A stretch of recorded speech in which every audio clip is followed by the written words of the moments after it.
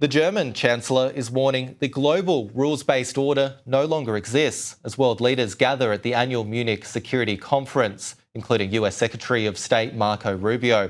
Let's get more on this. Joining me now live is political scientist at the University of Otago, Professor Robert Patman.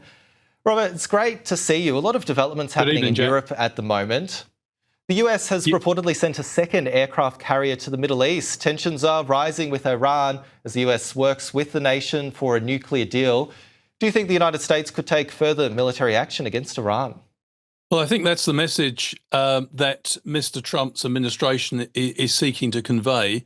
It should be recalled that the Trump administration recently had informal talks indirectly with the regime in Tehran. And that was followed with discussions between Mr. Trump and Mr. Netanyahu on Wednesday in Washington. I think we've just heard that the aircraft carrier, the Gerald R, the largest of its kind in the world, has been dispatched, but it'll take about 3 weeks to get close to Iran from its current position. So it does seem to be that Mr. Trump is looking for a deal with the Iranian leadership, and he believes this military pressure will help. There was a military build-up. These are live pictures, firstly, coming out of Munich at the moment, that conference ongoing as we go to air. I do want to continue talking about Iran, though, for the moment. Now, there was a military build-up by the US head of Venezuela's leader, that regime change which was forced by the US. Do you think this is the kind of posturing the US is making now when it comes to Iran? Do you think it's more of a threat, or do you think they're serious here? No, I think it's more of a tactical threat. Iran's a big country. About 60% of the population is under 25. It's got a population in excess 90 million. I think that Mr. Trump wouldn't want, in a year in which the midterms are being held in the United States, to get bogged down in exactly the sort of war he said his administration would avoid. It would be a very messy conflict indeed. And what's interesting here is that I think Mr. Trump is trying to put psychological pressure on the regime to be more flexible, as Mr. Trump would see it. The sticking point seems to be that Mr. Netanyahu and I think Mr. Trump want the Iranians to negotiate around ballistic missiles as well as curbing their nuclear enrichment program.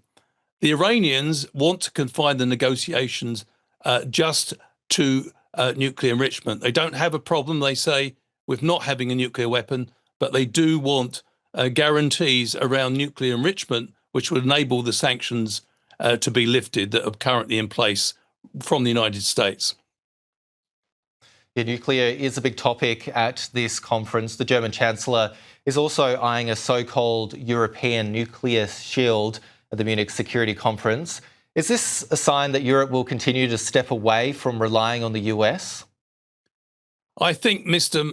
Merz, the German Chancellor, is, if you like, picking up a point that was made by Mark Carney at the Davos summit recently, when Carney said, in effect, the US-led rules-based order is over.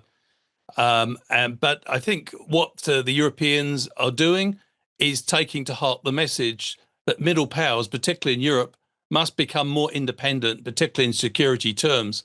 Now, to be fair, Mr. Trump has played a key role in this because he urged all NATO members to raise their defence expenditure to 5%.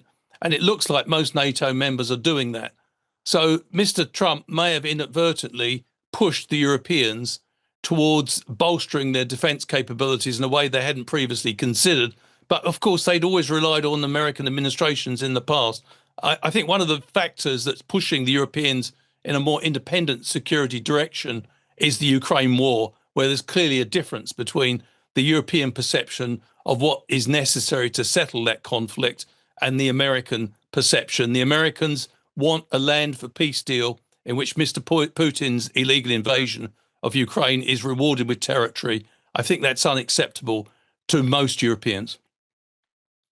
Yeah, very interesting developments. A lot happening on the global stage. And of course, that Munich Security Conference is central to everything happening. We'll keep our audience across those latest developments. But thank you for coming on and explaining those to us tonight, Robert Patman. Much appreciated. Thanks, Jack. Good night.